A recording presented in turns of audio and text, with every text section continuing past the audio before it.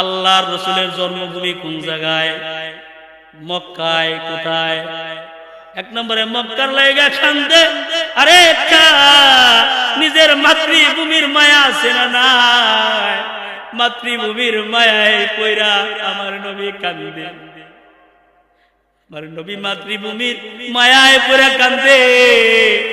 আমার প্রবাসে যে ভাইয়েরা থাকে, এই ভাইগুলো দিনের পর দিন বাড়ির জন্য ছটফট করে, কথা কোন ঠিক কিনা?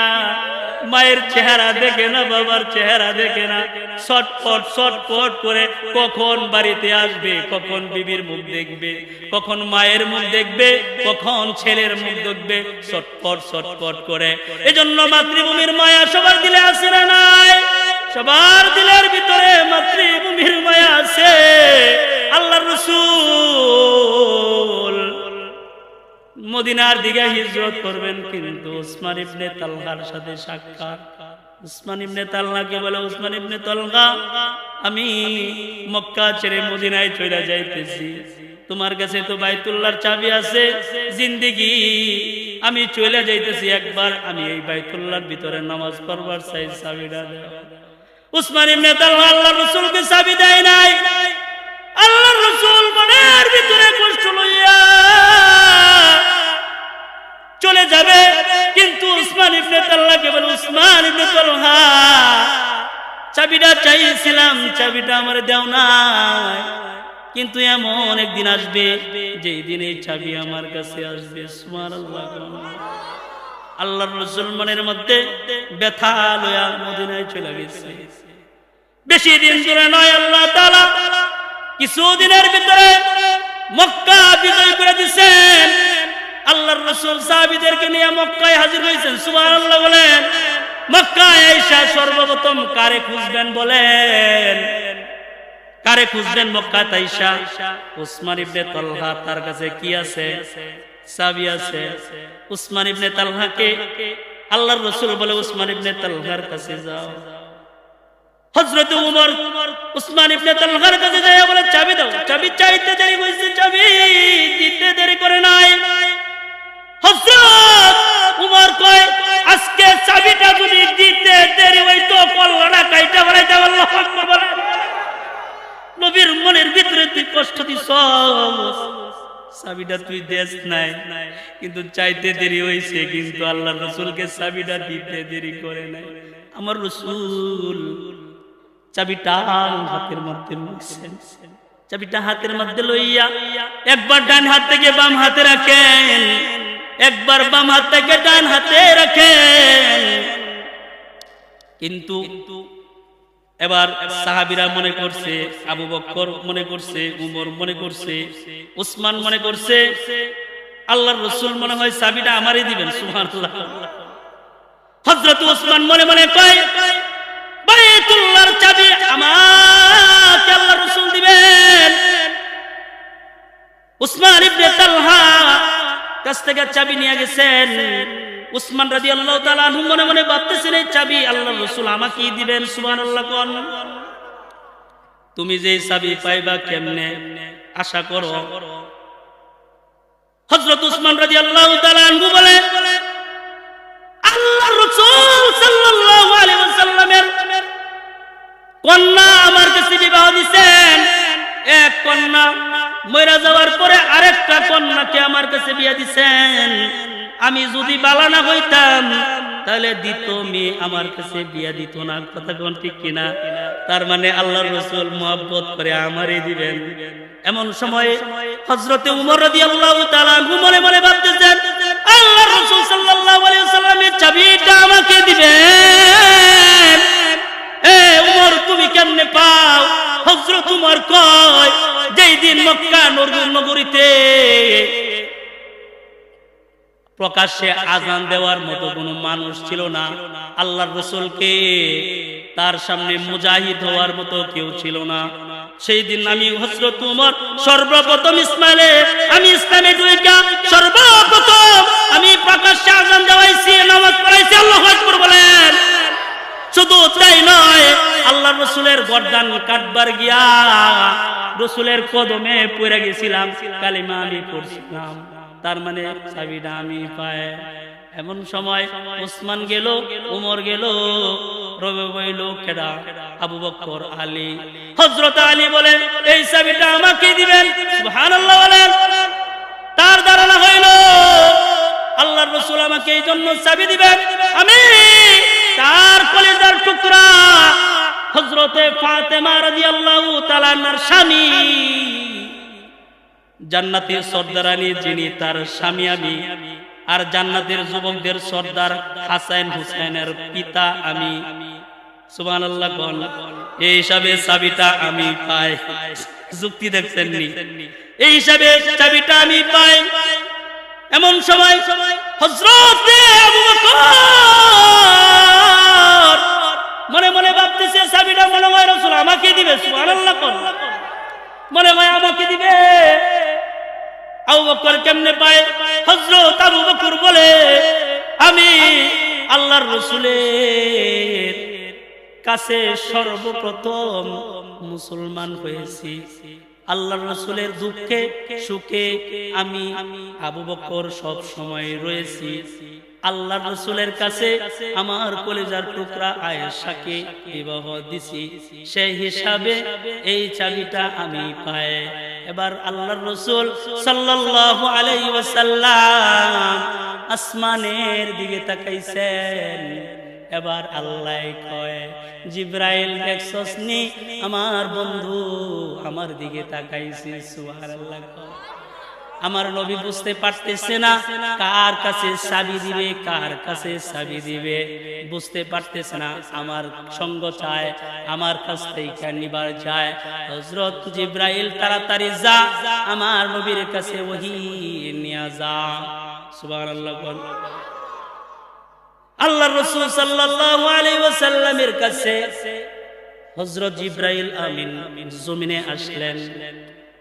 হযরত সাহাবায়ে কেরাম বলে আল্লাহর রাসূল চুপ হয়ে গেলেন। এমন সময় মৌমাছির মতো গুনগুন গুনগুন আওয়াজ শুনতেছি। সুবহানাল্লাহ। আমরা বুঝতে পারছি আল্লাহর রাসূলের উপরে ওহী নাজিল হইতেছে, কোরআনের আয়াত নাজিল হইতেছে। সুবহানাল্লাহ। জিবরাইল আমিন এই আয়াতটা নিয়ে আসছেন। এই আয়াতটা জিবরাইল আমিন তেলাওয়াত করতেছেন। ইন্নাল্লাহা ইয়া'মুরুকুম আন তুআদ্দুল আমানাতি ইলা আহলিহা। সুবহানাল্লাহ। বন্ধু, এত কিছু তালাশ করার দরকার নাই, এত চিন্তা ভাবনা করার প্রয়োজন নাই। যার কাছ থেকে চাবি নিছে তার কাছে এই চাবিটা আবার ফেরত দিয়া দে। এটা কি সুবহানাল্লাহর পাওয়ার? যার কাছে চাবি নিছেন তার কাছে ফিরায়া দেন। তার মানে হলো আমানতের হেফাজত করতে যাইয়া রাসূলের দিলের ভিতরে কষ্ট দেওয়ার পরেও আল্লাহ তাআলা তারে মাফ কইরা দিয়া আবার বাইতুল্লাহর চাবি তার কাছে ফেরত দিয়া দেয়। সুবহানাল্লাহ বিহামদিহি। এটাই হলো আমানত। অনেক লম্বা আলোচনা বাবা, ঘন্টার পর ঘন্টা চলে যাবে, কিন্তু আলোচনা কি হবে না, শেষ হবে না। বৈশা তো রয়েছেন বুঝতেছি, আমার পরেও কিন্তু কাসিমি আছে, দারুল উলুম দেওবন্দ মাদ্রাসা থেকে লেখাপড়া করেছেন। তিনি চমৎকার আলোচনা করবেন। তিনার আলোচনা শুনে তারপরে বাড়িতে যাবেন ইনশাআল্লাহ। বলেন সবাই, বলেন ইনশাআল্লাহ। তাহলে একটা জিনিস বুঝবেন, আরেকটা হইল এই আমানতের হেফাজত যারা করছেন এরাও দামি হয়ে গেছেন। কথা কোন ঠিক কিনা? আমানতের হেফাজত যারা করছেন তারাও দামি হয়ে গেছেন। দূর, বহু দূর থেকে একজন মুরব্বী মক্কায় আসছেন। কোথায় আসছেন? মক্কায় আসছেন। তার কাছে একটা হীরের হার ছিল, হারটা হারায়া ফেলাইছেন। কি হারাইছে? হারটা হারায়া ফেলাইছে। কোটি টাকা দামের হার হারায়া ফেলাইছে। মুরব্বী চিন্তা করতেছেন, হায় হায়, কোটি টাকার হার হারায়া ফেলাইলাম, কিন্তু রাস্তা দিয়া কাজী আবু বকর হাঁটতেছেন, দেখেন যে হীরের একটা হার পরে রয়েছে। সুবহানাল্লাহ, একটা হীরের হার পরে রয়েছে। কাজী আবু বকর হীরের হারটা তুলছেন, কিন্তু সে 3 দিন ধরে না খাওয়া। সুবহানাল্লাহ, পেটে বড় ক্ষুধা লইয়া কোটি টাকার হীরের হার পাইছেন। কোটি টাকার হীরের হার পায়া তার দিলের ভিতরে আবার যন্ত্রণা তৈয়ার হয়ে গেছে। না জানি কে এই কোটি টাকার হার হারাইলো। এই কোটি টাকার হার লইয়া কাজী আবু বকর বাড়িতে চলে গেছেন। কিন্তু পরের দিন সকালবেলা মক্কার পাহাড়ের মধ্যে উইটা, উঁচু একটা পাহাড়ের মধ্যে উইটা এই মুরব্বী ডাক দিয়া কইতেছে, মক্কার যুবকেরা, তোমাদের মক্কায় আমি একটা হার হারায়া ফেলাইছি কোটি টাকা দামের। তোমরা যদি আমার এই হারটা পায়া থাকো আর হারটা যদি আমার কাছে ফেরত দিয়া দাও, তাহলে এই যে আমার কাছে লাল একটা থলি আছে 500 দিরহামের, এই 500 দিরহামের থলিটা আমি তারে উপহার দিব। সুবহানাল্লাহ, আমি তারে পুরস্কার দিব। হযরত কাজী আবু বকর শুনছেন, পিছন দিয়া গিয়া মুরব্বির হাতটার মধ্যে ধরছেন। মুরব্বি বুঝতে পারছেন হাতটা যুবকে পাইছে। এবার তার বাড়িতে নিয়ে গেছেন। বাড়িতে যাইয়া মুরব্বিকে বলে, বুড়া লোকটাকে বলে, মুরব্বি আপনার হাতটা কেমন? যাচাই বাছাই করার দরকার আছে না নাই? আপনার হাতটা কেমন? মুরব্বি একটা একটা করে বলতেছেন। কাজী আবু বকর বুঝা ফেলাইছেন তার কথার সাথে হারের মিল আছে। হযরত কাজী আবু বকর মুরব্বির কোটি টাকার হার ফেরত দিয়ে দিছে। মুরব্বি আবার তার কথা মতো 500 দিরহামের থলিটা দিতেছেন, কিন্তু কাজী আবু বকর নেয় না। আল্লাহু আকবার বলেন।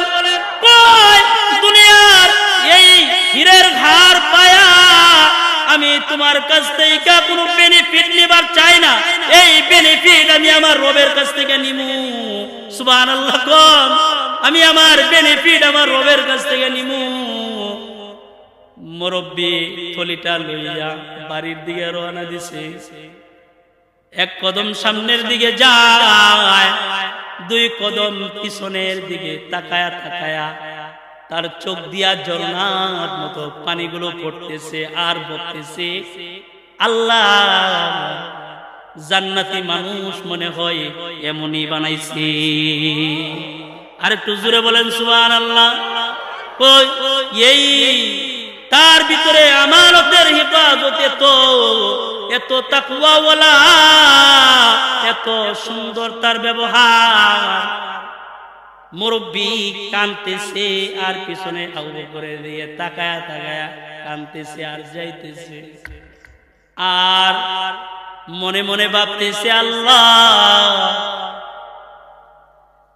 এর মতো যদি আমি আমার মাইয়াটারে এমন একটা যুবকের কাছে বিয়া দিতে পারতাম, তাহলে মইরা গিয়াও শান্তি পাইতাম। সুবহানাল্লাহ, এত সুন্দর যে যুবকের আখলাক, এমন একটা যুবকের কাছে যদি আমার মেয়েটা বিবাহ দিতে পারতাম, মইরা যায়া শান্তি পাইতাম। আর যাইতেছে, চলে গেছে মুরব্বি। বছর খানিক পরে কাজী আবু বকর ব্যবসার কাজে সে সাগর পথে রওনা দিচ্ছেন। সুবহানাল্লাহ, সাগর পথে বছর খানিক পরে রওনা দিচ্ছেন, কিন্তু সাগরের ঢেউয়ের কবলে পইরা এই নৌকা কিংবা জাহাজ এটা পানির নিচে ডুইবা গেছে। নৌকায় লঞ্চে যারা ছিল সবাই মইরা গেছে। আল্লাহ তাআলা কাজী আবু বকরকে ঢেউয়ের বাড়ির মধ্যে ফালায়া তাকে মালদ্বীপের উঁচু একটা, যেখানে আপনার মরুভূমির মতো দেখা যায়, কক্সবাজার গেলে দেখা যায় না, এমন একটা জায়গায় তারে বাড়ি দিয়া আল্লাহ তাআলা পানি থেকে হেফাজত করছে। কিন্তু হযরতে কাজী আবু বকর তার তো কোনো জ্ঞান নাই, কিন্তু জ্ঞান যখন ফিরছে, জ্ঞান ফেরার পরে কাজী আবু বকর নজর করে তাকাইছেন, তাকায়া দেখেন যে একটা মসজিদের মিনার দেখা যায়। সুবহানাল্লাহ কোন মসজিদের একটা মিনার দেখা যায়।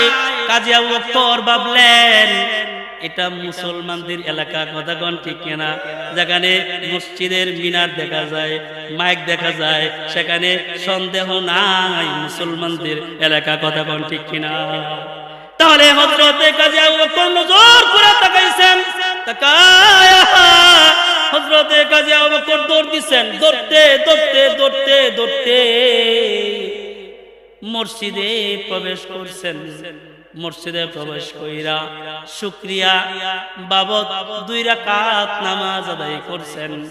নামাজ পড়া দোয়া করে, আল্লাহ আমার সাথে যারা ছিল সবাই মরে গেছে, আমারে আল্লাহ তুমি ঢেউয়ের বাড়ি দিয়া আমারে তুমি বাঁচাইছো আল্লাহ। কান্দা কান্দা আল্লাহ তাআলার কাছে দোয়া করছে। কিন্তু হযরত কাজী আবু বকর হাফেজে কুরআন, সে নামাজ পড়া কোরআনে কারীমটা হাতের মধ্যে লইছে, কোরআনে কারীম হাতের মধ্যে লইয়া তিলাওয়াত করতেছে। তার তিলাওয়াতে তো মধুর, তার মধুর তিলাওয়াত শুনা আশেপাশের যত মানুষ আছে সবাই বঙ্গপালের মতো মসজিদে ঢুকতেছে। আল্লাহু আকবার বলেন।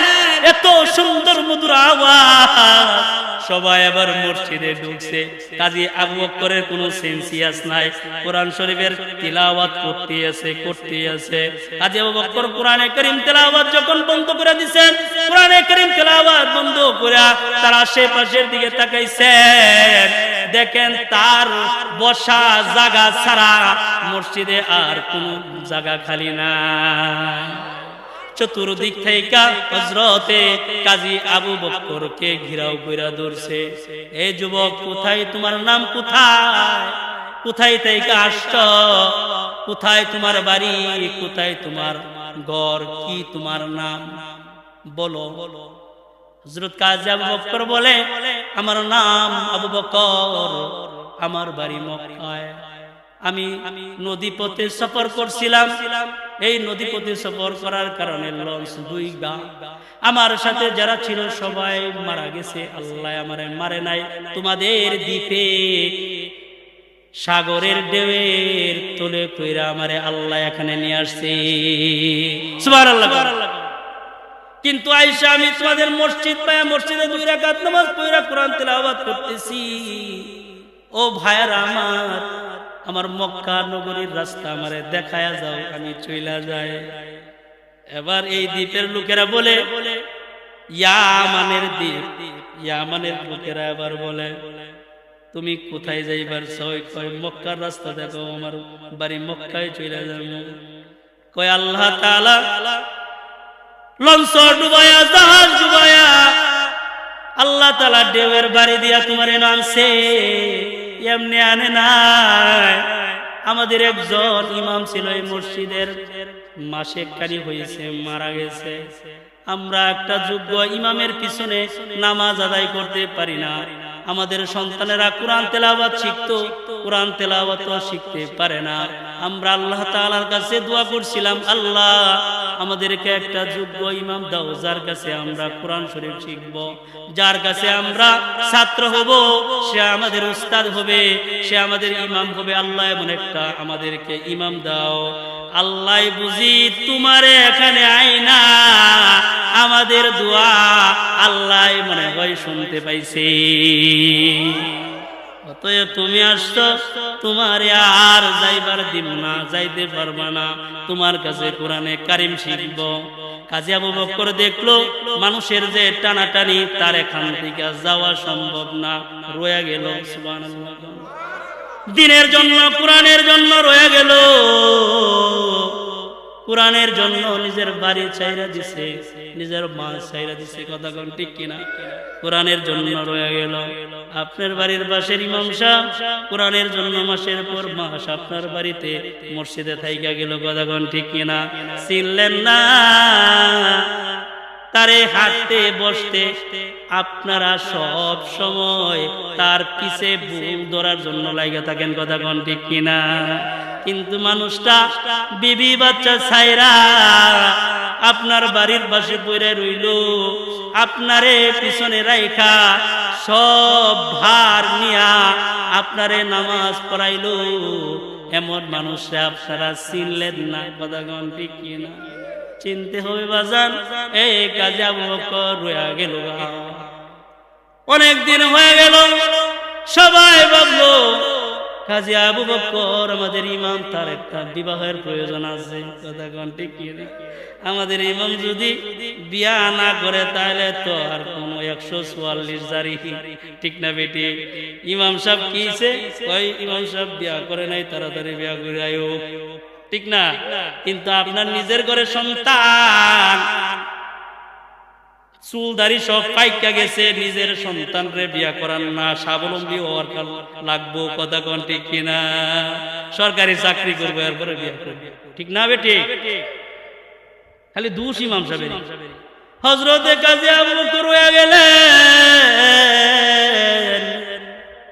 কাজী আবু বকরের মুসল্লিরা ভাবতেছে তারা তো বিবাহ করার দরকার, কিন্তু এলাকার ভিতরে সুশ্রী সুন্দরী যুবতী একটা মেয়ে আছে, এই মেয়েটার বাবা নাই, সুবহানাল্লাহ। মেয়েটার বাবা নাই। এই মেয়েটার বাবা হইল ওই ব্যক্তি যে হার মক্কায় হারায়া পালাইছিল, ওই ব্যক্তির মেয়ে, সুবহানাল্লাহ। আর একটু জোরে বলেন সুবহানাল্লাহ। কাজী আবু বকর তার পক্ষ থেকে মুসল্লিরা যায় বলে, ও মা, আমাদের এলাকার ভিতরে সাগরে বাইশা একটা মুসাফির আইছে, তারে আমরা আমাদের ইমাম বানাইছি, আর আমরা তার মুসল্লি হইছি, আমরা তারে শিক্ষক বানাইছি, আমরা তার ছাত্র হইছি। ছেলেটা বড় ধার্মিক, ছেলেটা বড় ইমানদার মুমিন।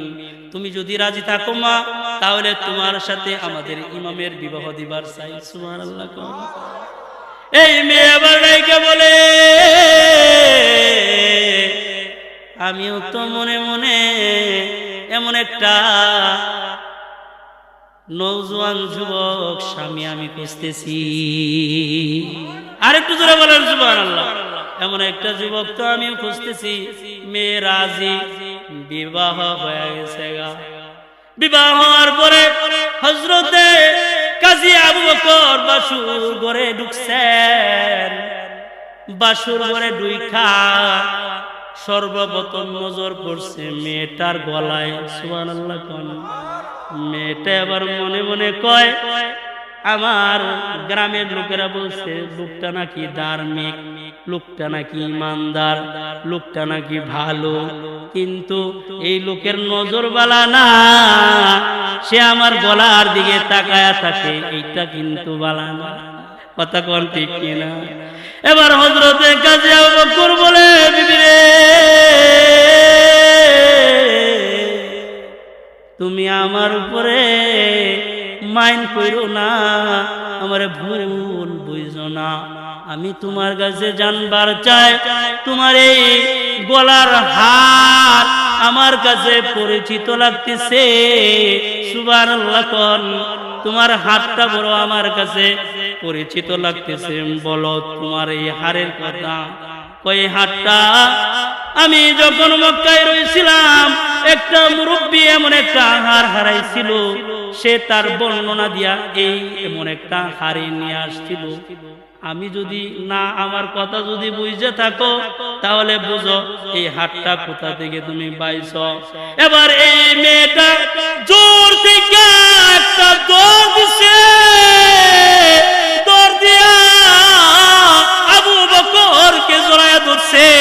আল্লাহু আকবার বলে, আবু বকরকে জড়ায়া ধরে কয়, স্বামী হে, আমার বাবা এই হার নিয়ে আসার পরে কত যে কাঁদছে, কান্দা কান্দা আমারে কইছে, মারে মক্কায় আমি এমন একটা যুবক পাইছি যে যুবকের মনের ভিতরে কোনো অহংকার নাই, যে যুবকের ভিতরে কোনো লোভ লালসা নাই, আমি এমন একটা জান্নাতি যুবক আমি দেখছি রে মা। আমি মইরা যাওয়ার আগে যদি এমন একটা যুবক পাইতাম রে মা, তাহলে আমি তোরে বিয়া দিয়ে আমি শান্তি পাইতাম। মারে মা, ছেলেটা বড় ধার্মিক, মেয়েটা বলে আমার বাবাই দোয়া করছিল আমি যেন আপনার মতো ধার্মিক জামাই পায়। আল্লাহ তাআলা আমার বাবার দোয়া কবুল করে আল্লাহ আপনাকে আমার স্বামী বানায়া দিছি। এবার কাজী আবু বকরকে বলে আপনি না, ও আল্লাহ তাআলা কাজ থেকে বেনিফিট নিবেন। কাজী আবু বকর বলে দুনিয়ার কোনো বেনিফিট নিবার চাইছিলাম না, আল্লাহ তাআলার কাছে বেনিফিট না চাইলেও যে দে, এটা হইল তুমি প্রমাণ আল্লাহ তাআলা তোমার বাবার দোয়াও কবুল করছে, আমার দোয়াও আল্লাহ কবুল করছে। সুবহানাল্লাহ বিহামদি। আমিও নেককার বিবি পাইলাম, তুমিও তোমার বাবার চাওয়া মতো দিনদার ছেলে পাইলাম। সুবহানাল্লাহ বিহামদি। ঠিক না বেটি? তাহলে এই যে দিন দুনিয়া যা দেখতেছেন সব আল্লাহ তাআলার জন্য। আমরাও কার জন্য? আল্লাহ তাআলার জন্য। সবাই চলে যাবো, কেউ থাকবো না। কথা কোন ঠিক কিনা? কেউ থাকবো না। আমার মা ছিল, আমার মা নাই। আমার বাবা ছিল, আমার বাবাও নাই। মাকে যখন গোসল করায়া যখন তাকে সাদা কাফন পরানো হলো, সাদা কাফন পরায়া যখন রাখা হইল, উপরে চাদর দেওয়া হয়ে গেল। উপরে চাদর দেওয়ার সময় যখন হয়ে গেল, আমার মা,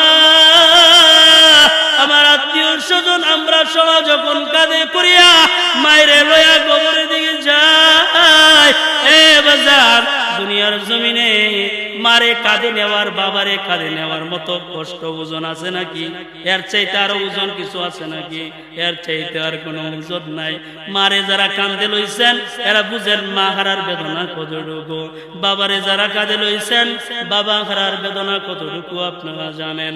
তবে আপনার কাছে বইলা যায়, মারে লইয়া যখন কবরস্থানের দিকে গেলাম, মারে যখন কবরে রাখলাম, কবরে রাইখা যখন দুই পারে ভর দিয়ে উঠতে চাইছিলাম, ওই দিন মনে হয়েছিল আর মনে হয় ওটা সম্ভব না। কথা কোন ঠিক কিনা? আর মনে হয় ওটা সম্ভব না। মারে কবরে রাইখা যখন আমরা বাঁশের চাটাই গুলো দিছিলাম, তখন মনে মনে ভাবছিলাম যে বুকের মধ্যে রাইখা মা বাবা কষ্ট কইরা আমাদেরকে লালন পালন করছেন, এই বুকের উপরে কেমনে বাঁশের চাটাই গুলো লাগাইতেছে। যে মা বুকের ভিতরে জড়ায়া রইয়া সারা রাত কাটাইছে, এই মায়ের বুকের উপরে কেমনে মাটিগুলো চাপায়া দিব ভাবতেছিলাম। ওই মায়ের কবরের মধ্যে মাটি দেওয়া সম্ভব না।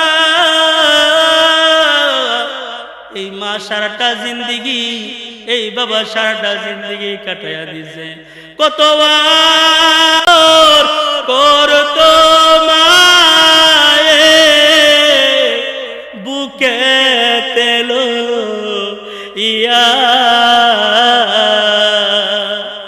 আজ বুঝি মারাই খা গেল কান্দিবার লাগিয়া। কথা বলেন ঠিক কিনা? এই মা বুকের উপরে বাঁশের চাটা দিদি কবরে বাণীগুলো দিছে। আমাদের মধ্যে যাদের মারে কবরে রাখছে, যাদের বাবারে কবরের মধ্যে রাখছেন, চোখের পানিটা জোর জোর করে পালায়া দেন। মনে কয় আপনাদের এই চোখের পানির বিনিময়ে মা বাবার কবরে আযাব থাকলে আল্লাহ মাফ করে দিবে। এ বাজান, কার কার মা নাই? হাত তুলে দেখান কার কার মা নাই। আরে কলিজার টুকু মারাইছি, হাত নামান। কার কার বাবা নাই? হাত তুলেন। কার কার বাবা নাই? আরে সবারই তো বাবা ছিল, আজকে নাই, হাত নামান। এখন বলেন যার মাও নাই, যার বাবাও নাই, তারা শুধু হাত তোলেন। যার মাও নাই, বাবাও নাই, দুইজনেই নাই, হাত তোলেন। এই যে মা সারাটা জনম কষ্ট কইরা কইরা রাতের বেলা দিনের বেলা যখন আমরা কোনো অত্যাচার করতাম, যদি কোনো দুষ্টমি করতাম, বাবার কাছে বিচার আসতো কিনা? বাবার কাছে বিচার আসতো, বাবাই বলতো কঠিন বিচার করব, বাবার ভয়ে বাড়ি ছাইরা দিতাম। কিন্তু মা দিনের পর দিন, রাতের পর রাত মা আমাদের জন্য দরজা খুলিয়া বসে থাকতো। কথা কোন ঠিক কিনা? মা সারা দিন সারা রাত মা আমাদের জন্য দরজা খুলিয়া থাকতো। একদিন বাবাই মায়ের দিছে, ভয়ে বাড়িতে গিয়ে চলে গেছি। যখন রাতের 11টা 12টা বাজে গেছে, কেউর বাড়িতে জায়গা দেয় না, কয় তোর বাড়িতে তুই যা। কথা কোন ঠিক কিনা? তোর বাড়িতে তুই যা। তখন বুঝলাম এই যে জগতে থাকছি মা ছাড়া আর কেউ আমার আপন না। কথা কোন ঠিক কিনা? বাবা ছাড়া আর কেউ আপন না।